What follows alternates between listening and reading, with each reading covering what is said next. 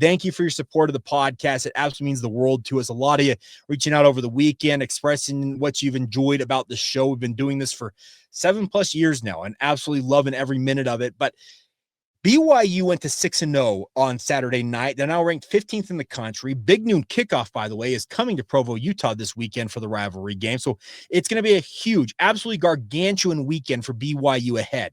It's also on Thursday, the official 150th birthday for Brigham Young University. It was founded on October 16th, 1875, when the deed of trust was signed. Now, classes didn't start until January, but Carl G. Mazer built this university from literally the ground up, and it's now done something in its football history in 101 seasons it hasn't done before, and that's Saturday night. BYU went to 6-0 for the second straight season. It has never happened before in BYU history. It's absolutely incredible, and I think we need to make sure we acknowledge what Kalani Sitake has built with this BYU football program. Not only is BYU playing at the highest level of football they've ever played at, they're competing with the best teams they've ever competed with on a week-in and week-out basis, and all they have done is win and win at an astronomically high clip. I remind people, BYU in their last 19 games, stretching back to the start of 2024, is 19-2. That is absolutely incredible that BYU has done what it's done, especially considering, remember, in 2023, BYU lost their final 5 games of the year to sink to a 5-7 record. And there were some of us, yours truly included, who wondered, how long might it take for BYU to really get to where they can compete favorably in the Big 12? Who knew that less than a calendar year later, BYU will be playing as a number 13 team in the country against Colorado in an Alamo Bowl, going 11-2 and being so close to a Big 12 title game. Right now, BYU, they're absolutely in the hunt to go to Arlington once again this year. And I don't want it to get lost that BYU is doing something that Cougar fans, we have seen a lot of good BYU football over the last 50+ years. National championship in 1984. Think of the great quarterbacks and the great seasons BYU has enjoyed with those quarterbacks at the helm of this BYU program. But it's 2024 and 2025 that BYU, with 2 different starting quarterbacks, has gone 6-0 to start each season. Now, the back half of this season, we'll see how it plays out as compared to a season ago when they went 11-2 overall, with the 2 losses coming down the stretch. But this is an accomplishment that shows that Kalani Sitake, what he has built at BYU, the bedrock of it, it's absolutely rock solid. And pardon the puns there, but you get what I'm trying to say here, I hope, is that Kalani Sitake has built something that is absolutely awesome to behold. I cover BYU for a living, in addition to a lot of other stuff I do in sports radio. And you get to know a lot of coaches in that space, working in sports media. And there are coaches out there that, I use the term blowhards. And there's other coaches who are genuine human beings who want nothing more than to have an impact for good. Kalani Sitake is the epitome of the latter. He is a good human being who wants to give his all to a program and a university that has given him everything. Mountaineer Paul told the story of Tom Sitake telling him that him and Kalani growing up, speaking of Tom and Kalani, they couldn't afford tickets to go inside then Cougar Stadium. So they'd sit outside of the stadium and listen to the roars of the crowd, listen to the game on the radio. I'm sure listening to Paul James call those games, and celebrating the fact that they were rooting for a team in BYU. And then Kalani gets the chance to live the dream of a lifetime and play for Lavelle Edwards and be a team captain. Now he's back at BYU, and he spent 10 years building BYU into what it is today. And the fact that they've gone 6-0 to start both seasons, it needs to be acknowledged that they're making history that we've literally never seen before for the BYU football program.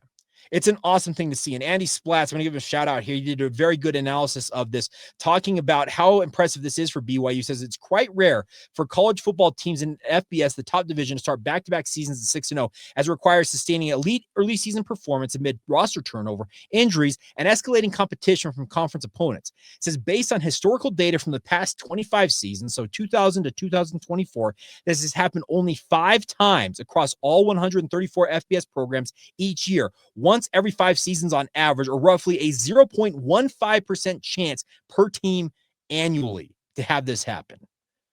We are watching some incredible things unfolding with BYU. And the nice part is the framework and everything that Kalani Sitake has built, it's built to last. I don't know what's going to happen Saturday night. Speaking of that rivalry game against Utah, big noon kickoff's going to be here. Dave Portnoy is going to go to some pizza place and do a review or two. I'm looking forward to all that. I'm looking forward to the prism of what this rivalry is going to mean to have it being televised nationally on Fox. This game is also going to be televised on Fox at 6:00. We'll have Gus Johnson, if I'm not mistaken, as well as Joel Klatt calling this game. It's going to be an absolutely electric atmosphere. But even if BYU does come up short, I'm not saying they are going to come up short. Let me be very clear about that. I haven't made my call yet on the game. I'll do that later on this week. But even if they do come up short, do not let it overlook the fact that BYU has built something that has got a really, really steady base to grow from here. BYU's recruiting's never been higher. And yes, NIL plays into that, and the transfer portal, and the fact that Kalani Sitake and Jay Hill have been, and Aaron Roderick, et cetera, have been unafraid to go and chase the best and brightest talents in across the country. BYU knows who they are as a program. That's one thing I know about Kalani Sitake is he knows what BYU is, what the limitations are in terms of getting athletes to Provo, Utah to come play for the Cougars. He knows everything he's up against, and he embraces it wholeheartedly. There's a reason why BYU's staff right now has had the continuity it has. These guys understand they're in a good position. They're winning at an extremely high clip. And why leave something for the unknown out there? It's incredible to consider where BYU was at just a few seasons ago, and even before that, where BYU was at kind of plodding their way through independence, hoping and praying they'd get a shot to play at the level they're playing at now. Let's celebrate what BYU's accomplished, and let's make sure we don't lose sight of the fact that, once again, BYU, it's not that long ago, there were some question marks about, hey, what is the long-term outlook for Brigham Young University and their football program? Well, now, looking back at it from this side of things, looks like the good times are here, and they're here to stay, at least for the foreseeable future. Could it come crumbling down in an instant? Sure, that could happen, but the culture, everything that Kalani Sitake has embraced and brought to BYU in terms of the live and learn motto that he likes to use for his program, it's incredible to consider what he has done, and he's enjoying phenomenal success on the field alongside it right now. It's a great thing to observe, and hope it continues for the foreseeable future, because speaking personally, it's really good for business as well. All right, coming up next, though, we will wrap up this edition of the show looking at what else happened across the Big 12 this weekend. It's clear, more and more clear, that there is a top dog in this league, but there are some challengers out there, including BYU. We'll get to our Big 12 stock report next, right here on Locked On Cougars.